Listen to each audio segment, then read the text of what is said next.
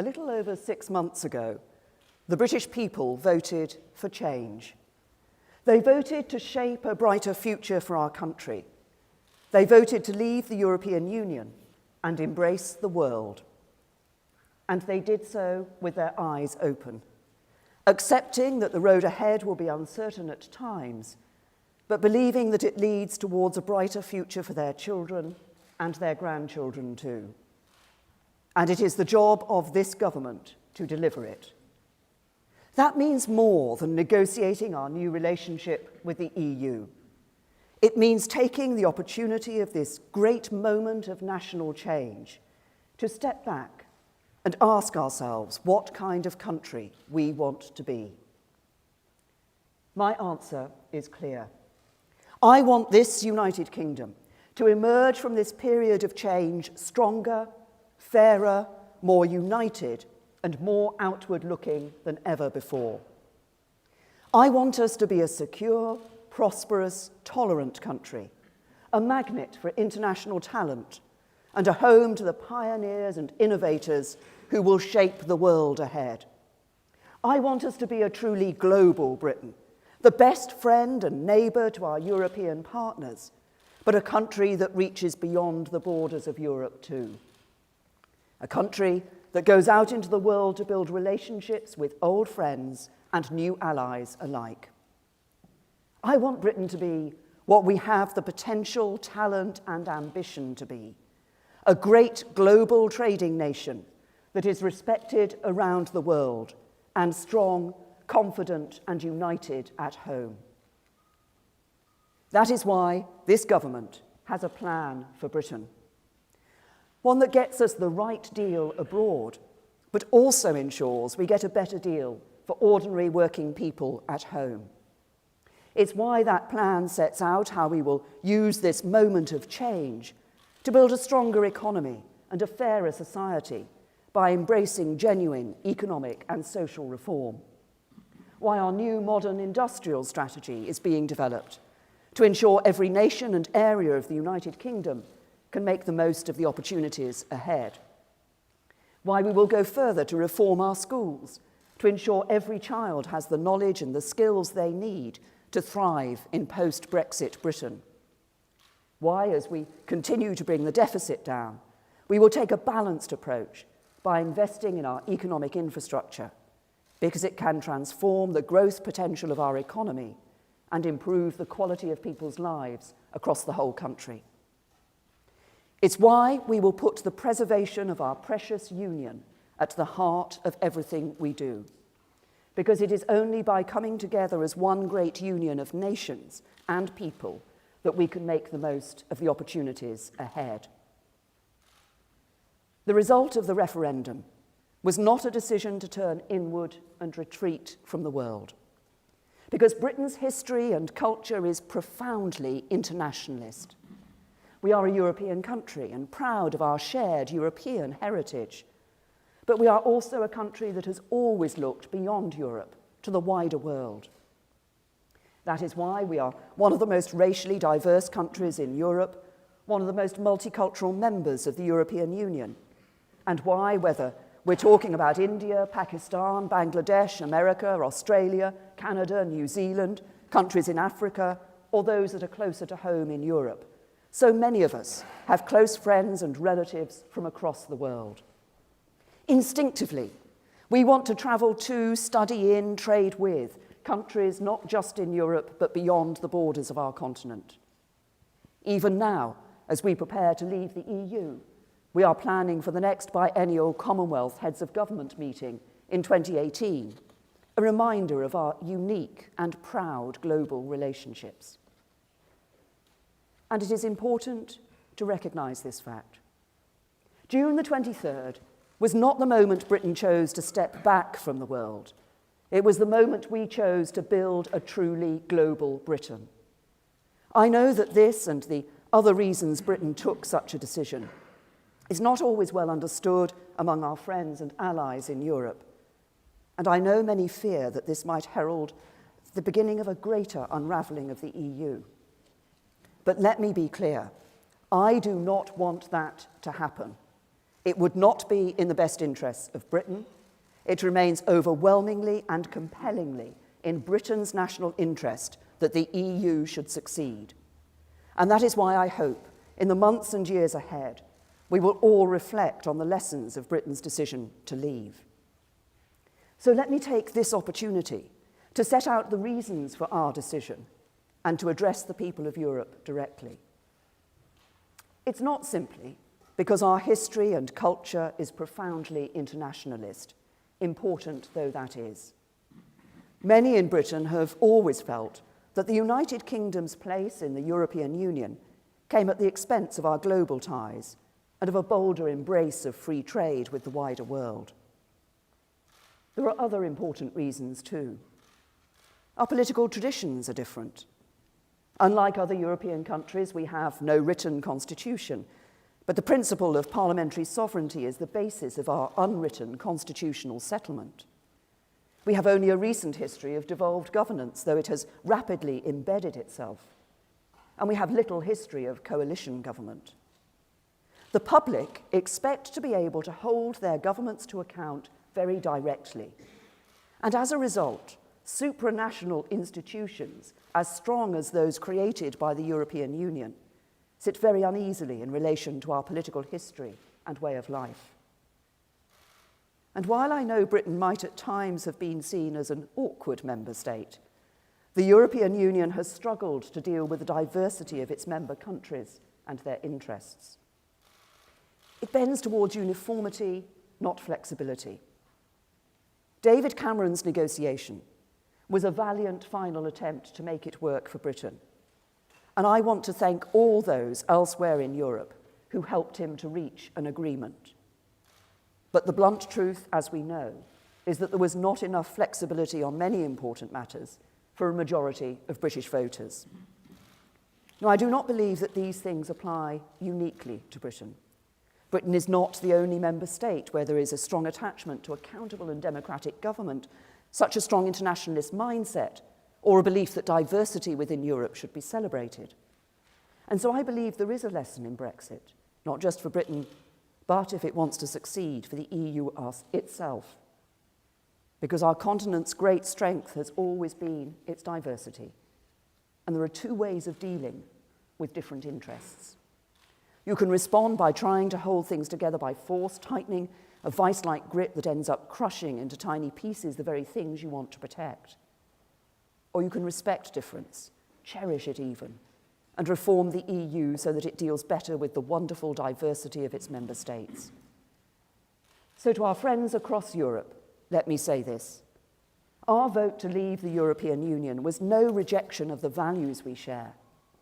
The decision to leave the EU represents no desire to become more distant to you, our friends and neighbours. It was no attempt to do harm to the EU itself or to any of its remaining member states. We do not want to turn the clock back to the days when Europe was less peaceful, less secure, and less able to trade freely.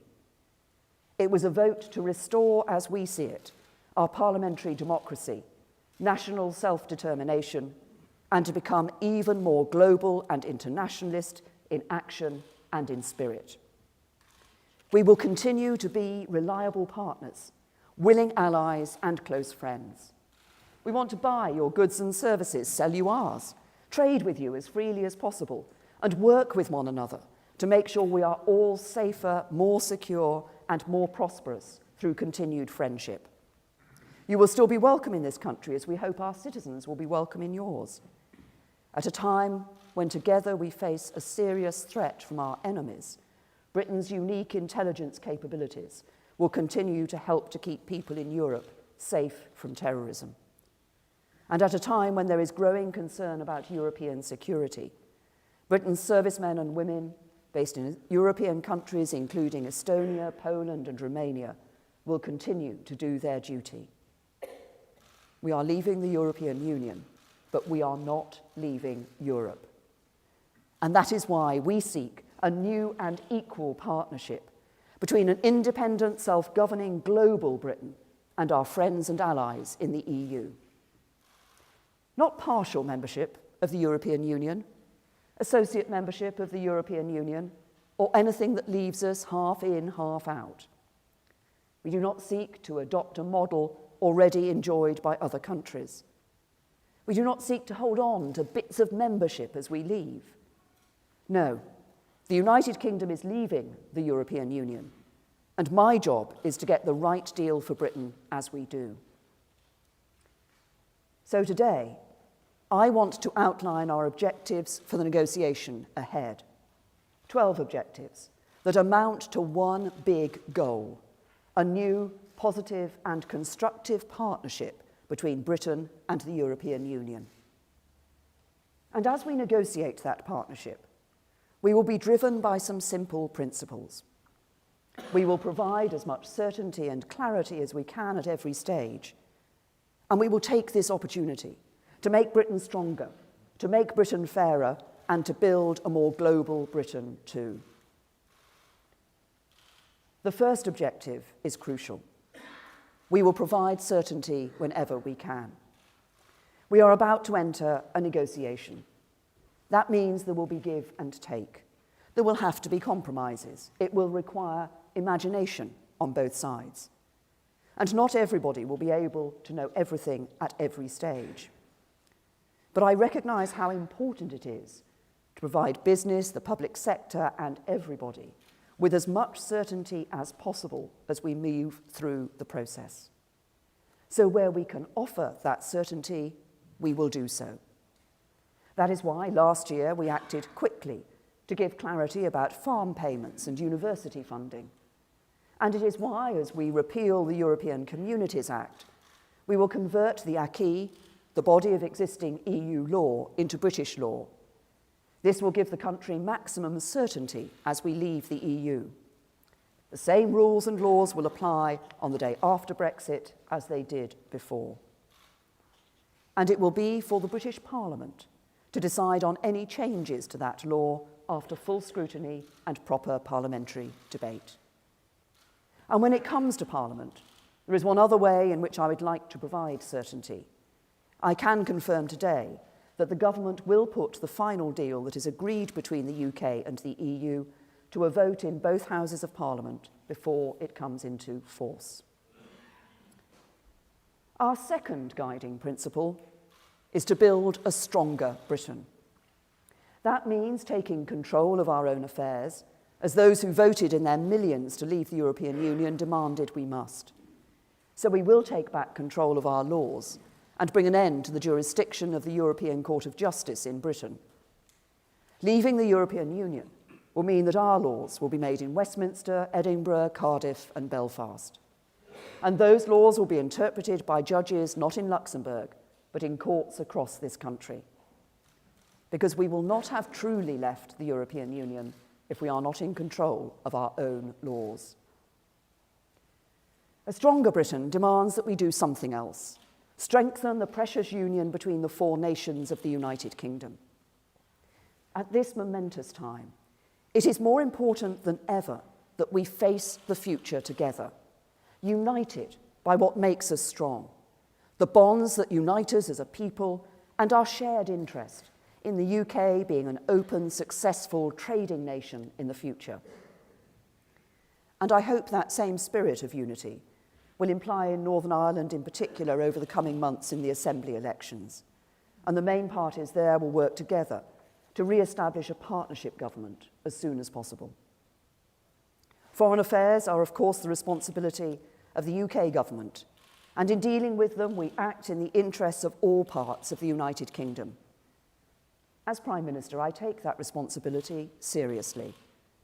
I've also been determined from the start that the devolved administration should be fully engaged in this process. That's why the government has set up a joint ministerial committee on EU negotiations. So ministers from each of the UK's devolved administrations can contribute to the process of planning for our departure from the European Union. We've already received a paper from the Scottish Government and look forward to receiving a paper from the Welsh Government shortly. Both papers will be considered as part of this important process. We won't agree on everything, but I look forward to working with the administrations in Scotland, Wales, and Northern Ireland to deliver a Brexit that works for the whole of the United Kingdom. Part of that will mean working very carefully to ensure that as powers are repatriated from Brussels back to Britain, the right powers are returned to Westminster and the right powers are passed to the devolved administrations of Scotland, Wales, and Northern Ireland. As we do so, our guiding principle must be to ensure that as we leave the European Union, no new barriers to living and doing business within our own union are created.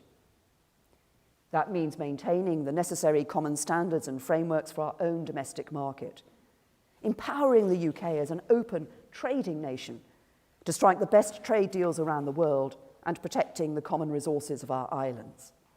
And as we do this, I should equally be clear that no decisions currently taken by the devolved administrations will be removed from them. We cannot forget that as we leave, the United Kingdom will share a land border with the EU, and maintaining that common travel area with the Republic of Ireland will be an important priority for the UK in the talks ahead. There has been a common travel area between the UK and the Republic of Ireland for many years. Indeed, it was formed before either of our two countries were members of the European Union. And the family ties and bonds of affection that unite our two countries mean that there will always be a special relationship between us. So we will work to deliver a practical solution that allows the maintenance of the common travel area with the Republic while protecting the integrity of the United Kingdom's immigration system. Nobody wants to return to the borders of the past, so we will make it a priority to deliver a practical solution as soon as we can. The third principle is to build a fairer Britain.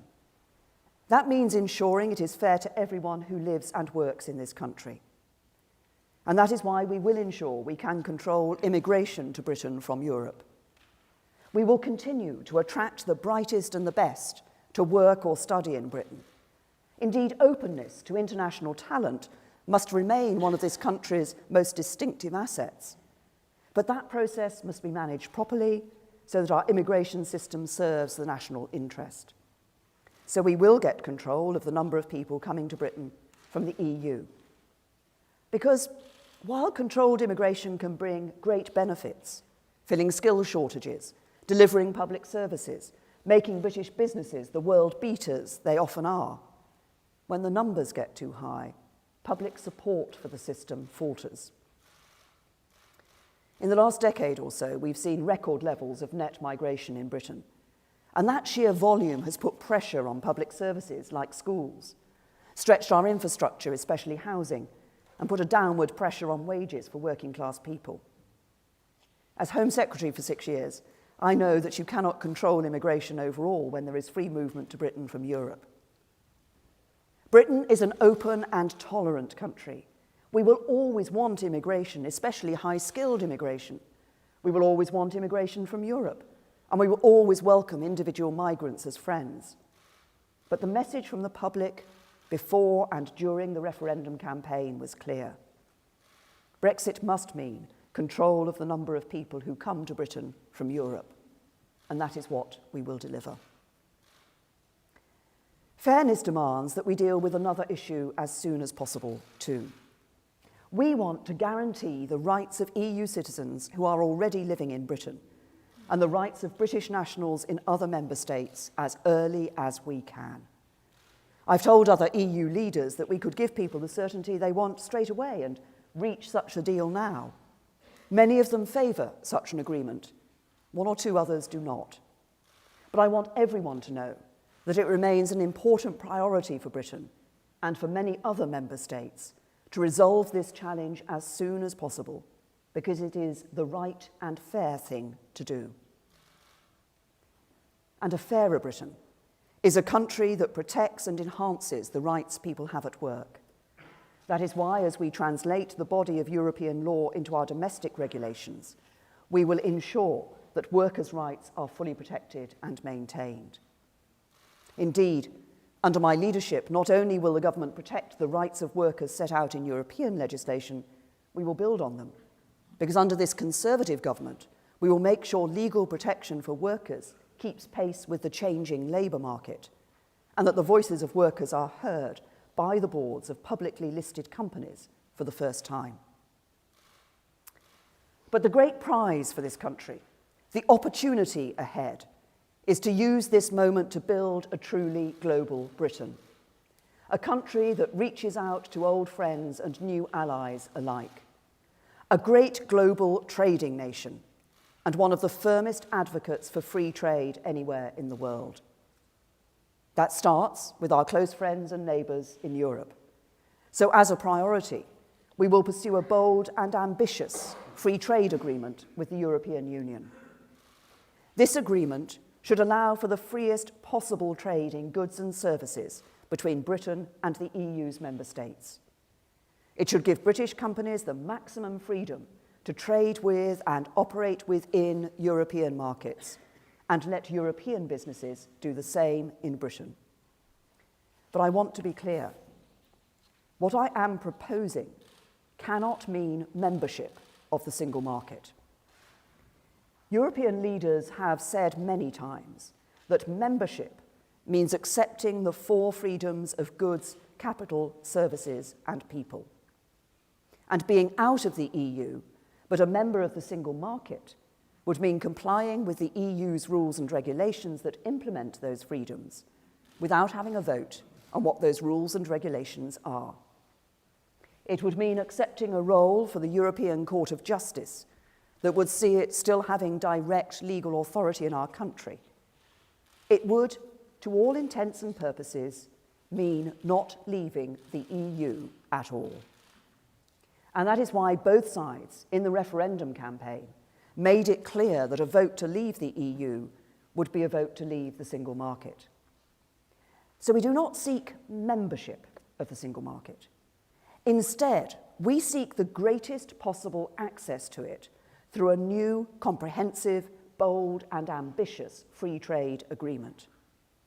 That agreement may take in elements of current single market arrangements in certain areas, on the export of cars and lorries, for example, or the freedom to provide financial services across national borders, as it makes no sense to start again from scratch when Britain and the remaining member states have adhered to the same rules for so many years.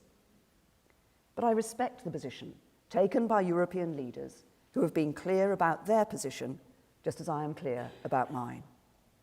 So an important part of the new strategic partnership we seek with the EU will be the pursuit of the greatest possible access to the single market on a fully reciprocal basis through a comprehensive free trade agreement.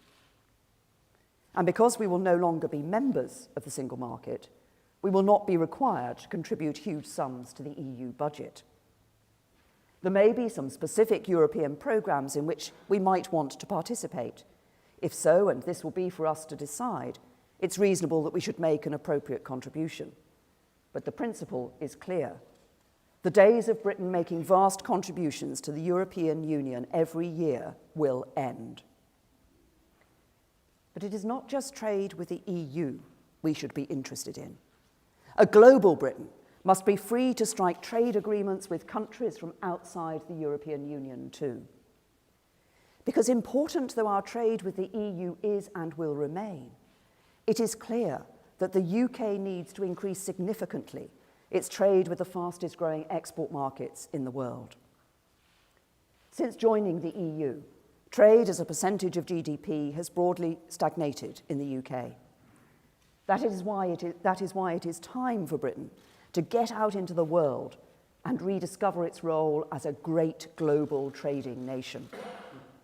This is such a priority for me that when I became Prime Minister, I established for the first time a Department for International Trade led by Liam Fox.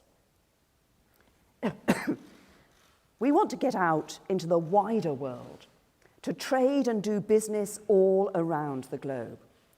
Countries including China, Brazil, and the Gulf states have already expressed their interest in striking trade deals with us. We've started discussions on future trade ties with countries like Australia, New Zealand, and India. And President-elect Trump has said Britain is not at the back of the queue for a trade deal with the United States, the world's biggest economy, but front of the line. I know my emphasis on striking trade agreements with countries outside Europe has led to questions about whether Britain seeks to remain a member of the EU's customs union. And it is true that full customs union membership prevents us from negotiating our own comprehensive trade deals. Now, I want Britain to be able to negotiate its own trade agreements, but I also want tariff-free trade with Europe and cross-border trade there to be as frictionless as possible. That means I do not want Britain to be part of the common commercial policy, and I do not want us to be bound by the common external tariff. These are the elements of the customs union that prevent us from striking our own comprehensive trade agreements with other countries. But I do want us to have a customs agreement with the EU. Whether that means we must reach a completely new customs agreement, become an associate member of the customs union in some way, or remain a signatory to some elements of it, I hold no preconceived position. I have an open mind on how we do it. It is not the means that matter, but the ends. And those ends are clear. I want to remove as many barriers to trade as possible. And I want Britain to be free to establish our own tariff schedules at the World Trade Organization, meaning we can reach new trade agreements, not just with the EU, but with old friends and new allies from outside Europe too. A global Britain must also be a country that looks to the future. That means being one of the best places in the world for science and innovation. One of our great strengths as a nation is the breadth and depth of our academic and scientific communities, backed up by some of the world's best universities. And we have a proud history of leading and supporting cutting-edge research and innovation. So we will also welcome agreement to continue to collaborate with our European partners on major science, research, and technology initiatives. From space exploration to clean energy to medical technologies, Britain will remain at the forefront of collective endeavours to better understand and make better the world in which we live. And a global Britain will continue to cooperate with its European partners in important areas such as crime, terrorism, and foreign affairs. All of us in Europe face the challenge of cross-border crime, a deadly terrorist threat, and the dangers presented by hostile states. All of us share interests and values in common, values we want to see projected around the world. With the threats to our common security becoming more serious, our response cannot be to cooperate with one another less, but to work together more. I therefore want our future relationship with the European Union to include practical arrangements on matters of law enforcement and the sharing of intelligence material with our EU allies. I'm proud of the role Britain has played and will continue to play in promoting Europe's security. Britain has led Europe on the measures needed to keep our continent secure, whether it's implementing sanctions against Russia following its action in Crimea, working for peace and stability in the Balkans, or securing Europe's external border. We will continue to work closely with our European allies in foreign and defence policy, even as we leave the EU itself. These are our objectives for the negotiation ahead, objectives that will help to realise our ambition of shaping that stronger, fairer, global Britain that we want to see. They are the basis for a new, strong, constructive partnership with the European Union, a partnership of friends and allies, of interests and values, a partnership for a strong EU and a strong UK. But there is one further objective we are setting. For as I have said before, it is in no one's interests for there to be a cliff edge for business or a threat to stability as we change from our existing relationship to a new partnership with the EU. By this, I do not mean that we will seek some form of unlimited transitional status in which we find ourselves stuck forever in some kind of permanent political purgatory. That would not be good for Britain, but nor do I believe it would be good for the EU. Instead, I want us to have reached an agreement about our future partnership by the time the two-year Article 50 process has concluded. From that point onwards, we believed a phased process of implementation in which both Britain and the EU institutions and member states prepare for the new arrangements that will exist between us will be in our mutual self-interest.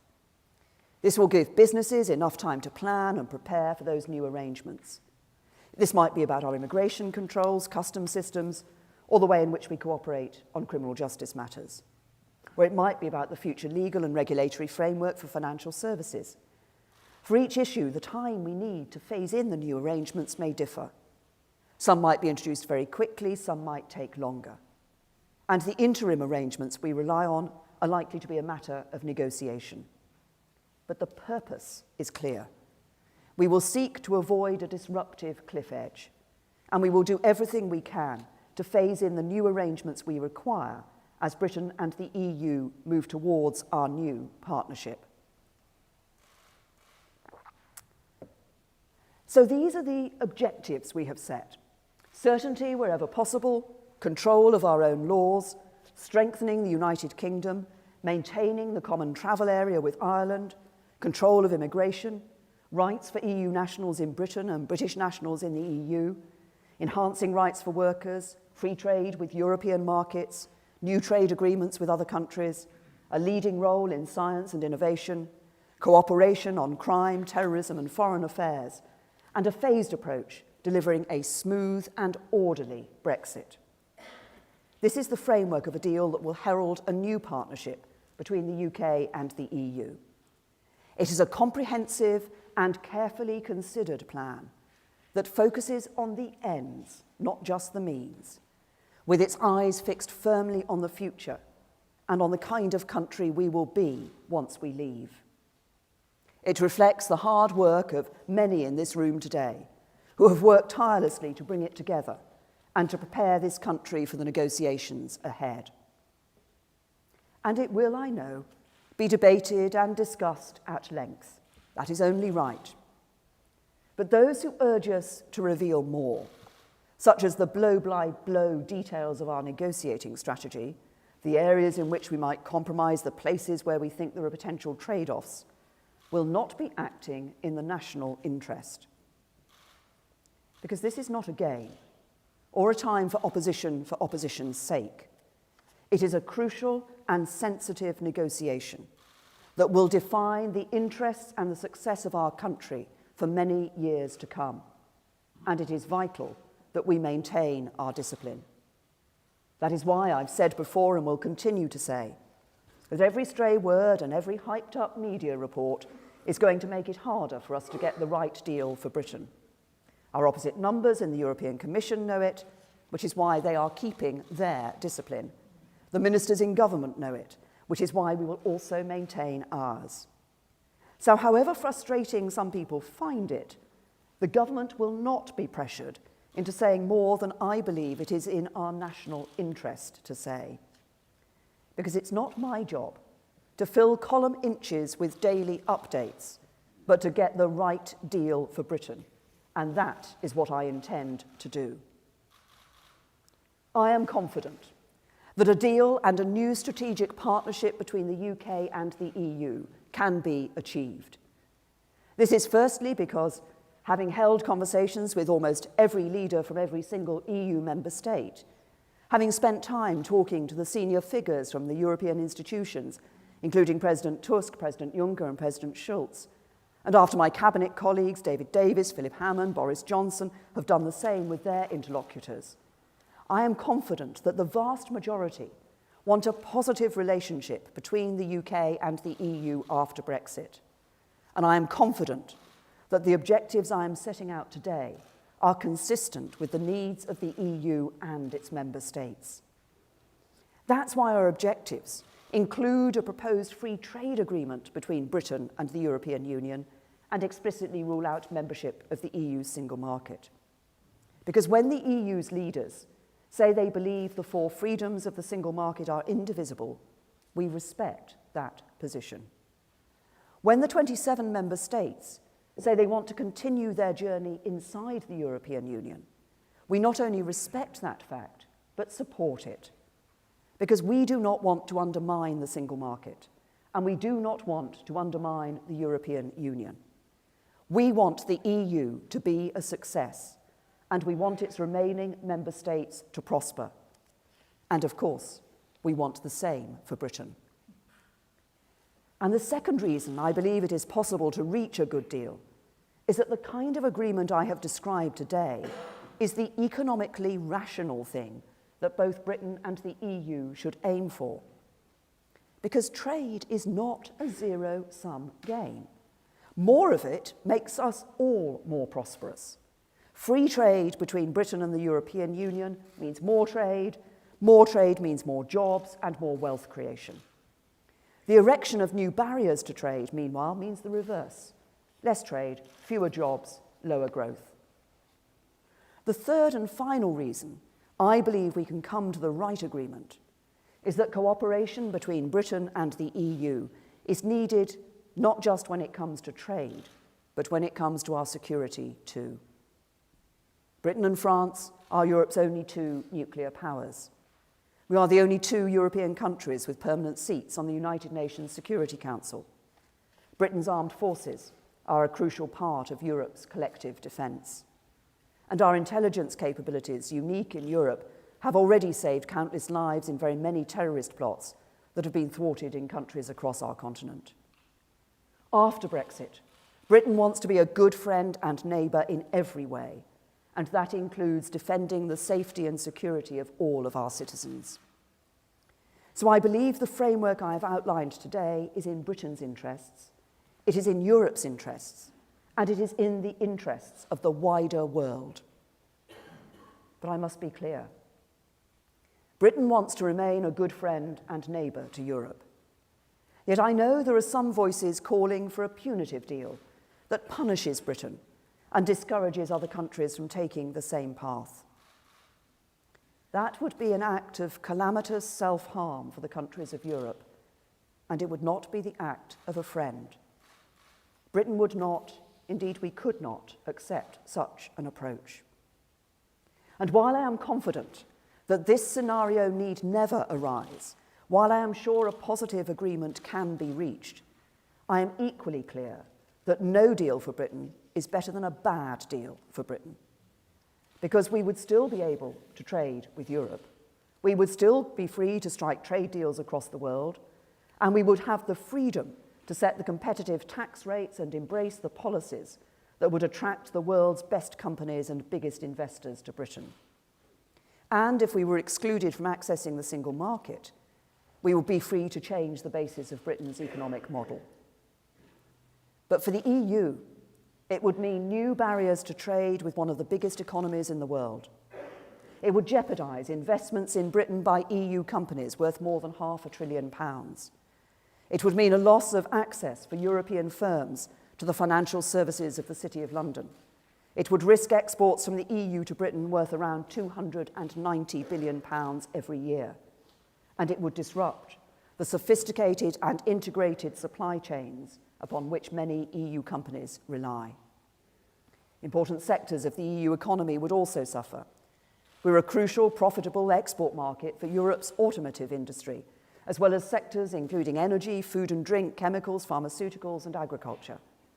These sectors employ millions of people around Europe.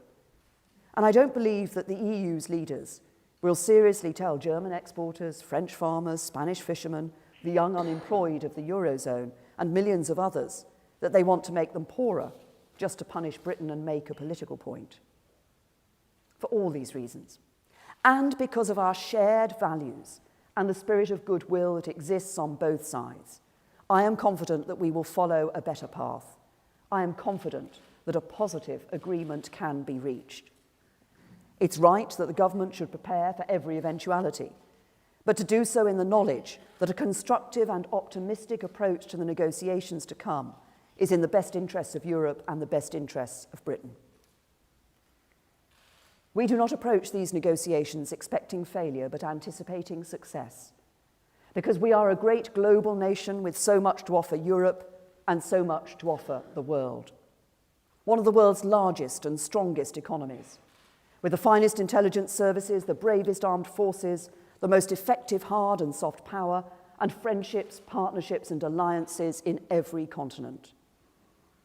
And another thing that's important, the essential ingredient of our success, the strength and support of 65 million people willing us to make it happen. Because after all the division and discord, the country is coming together. The referendum was divisive at times, and those divisions have taken time to heal.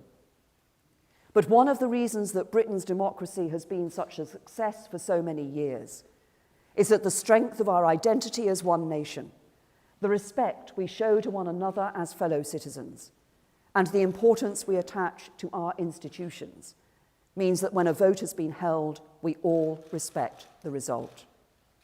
The victors have the responsibility to act magnanimously. The losers have the responsibility to respect the legitimacy of the outcome, and the country comes together. And that is what we are seeing today. Business isn't calling to reverse the result, but planning to make a success of it. The House of Commons has voted overwhelmingly for us to get on with it. And the overwhelming majority of people, however they voted, want us to get on with it too. So that is what we will do. Not merely forming a new partnership with Europe, but building a stronger, fairer, more global Britain too.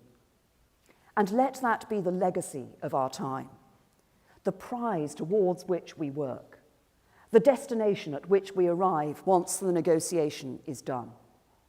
And let us not do it for ourselves, but for those who follow, for the country's children and grandchildren too. So that when future generations look back at this time, they will judge us not only by the decision that we made, but by what we made of that decision. They will see that we shaped them a brighter future. They will know that we built them a better Britain. Thank you.